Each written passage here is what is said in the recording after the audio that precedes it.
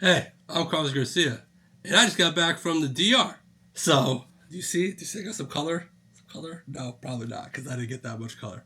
Anyways, before we do go into the review of two different bottles, I got a couple giveaways to catch up on. The first one is for the new bourbons that are around $50 that I basically didn't like that much. So hopefully you guys like it, whoever wins. Okay, shuffle, shuffle, shuffle, shuffle, spin. See who wins those three samples.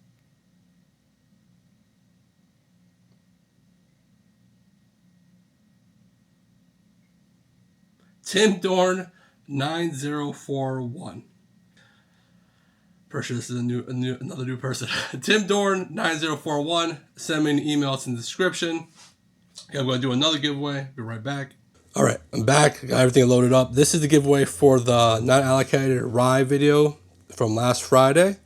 So shuffle, shuffle, shuffle, shuffle. Bam.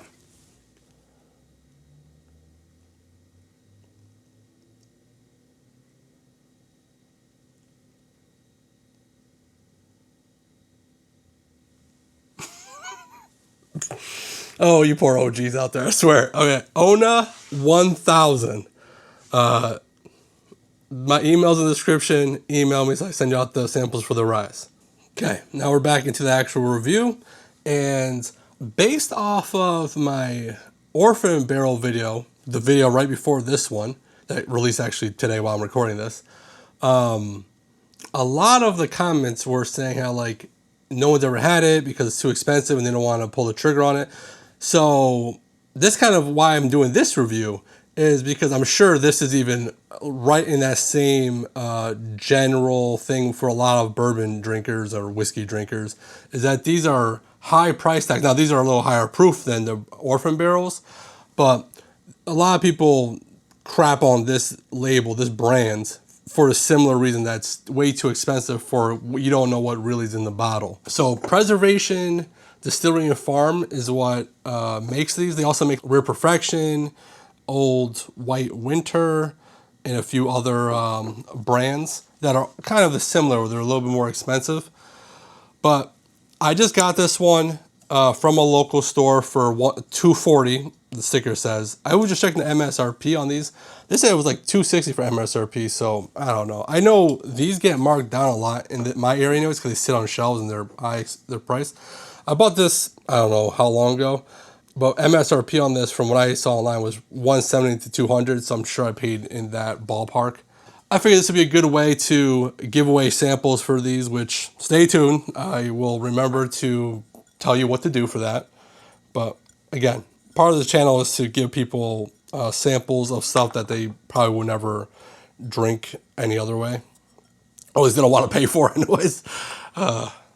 So let's do a nose on the summer rye and let you guys see it because the labels are, kind of okay. I don't know, some people probably think this is really cool. Kind of like, to me, it's kind of a knock or rip off of like the Pappy kind of labels. But so this is the summer rye whiskey at 116.6 proof. Oh, I was drinking. Sorry, I forgot what I was doing here. Okay, a lot of bright cherry. A lot of bright cherry. Okay, the dominant nose is bright cherry, there's oak, and there's some rye spice in there. So on the new one, I just got the Immaculata. And I'll let you guys see that. So again, similar label. And this is 118.1 proof. And the back, it says up to 15 years, which that could mean one day. Like up to 15 years means nothing. So don't let them confuse you with some fancy marketing terms that don't have any legal meaning. Oh, okay. Well, one's a rye, one's a bourbon, so they should be different, but this is definitely different. This is like dustier, like a dark cherry. You know what I get on this? And it's not because I just came from the DR, because I don't use the that coconut sunscreen, but kind of like that coconutty sunscreen. I actually use a spray that I miss half my stuff, so I have like burn marks all over my body. Don't worry about that. But yeah, like a coconut sunscreen.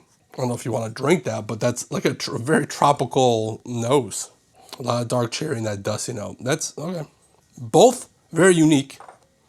Both good on the nose anyway. So let's go on the palate.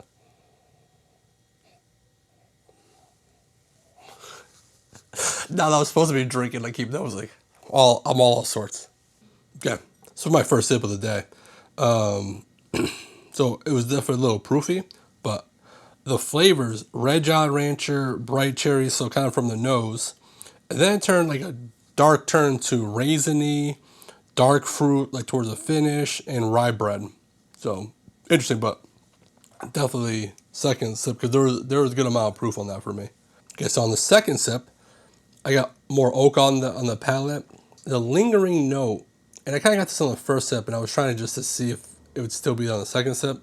But it's like a watered down rye note, and it's not my favorite. I don't know how to really explain it more than that, but again, the proof is there. And again, I was in DR for the past week, and all I was drinking there was Johnny Walker Red Label over ice.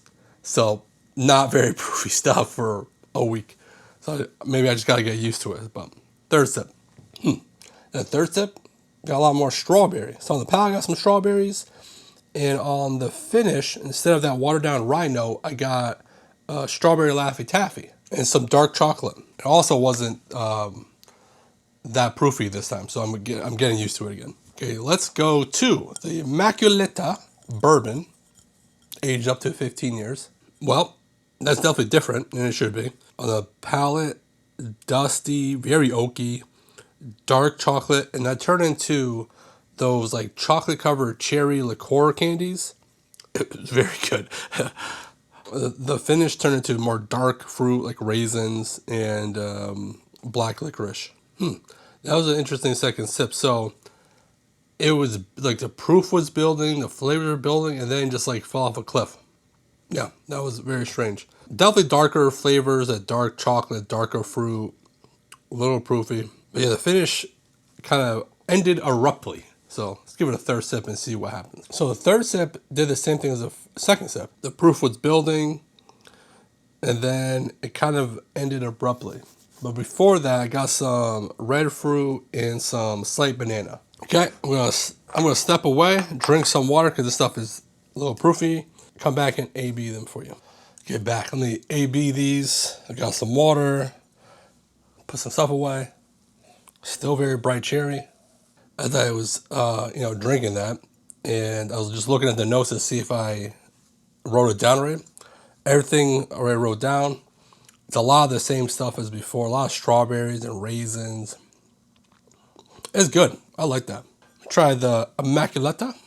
So I know I was joking about this one being aged up to 15 years, because that's what it says on the back.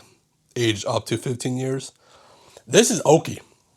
So I would, if it didn't even say that, I would think it was older than that, actually. But it is oaky to me. Again, the finish doesn't linger as much.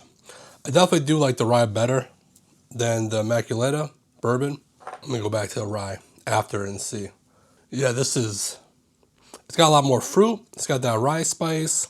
It's got a little proof there. It's got some oak. It's overall better.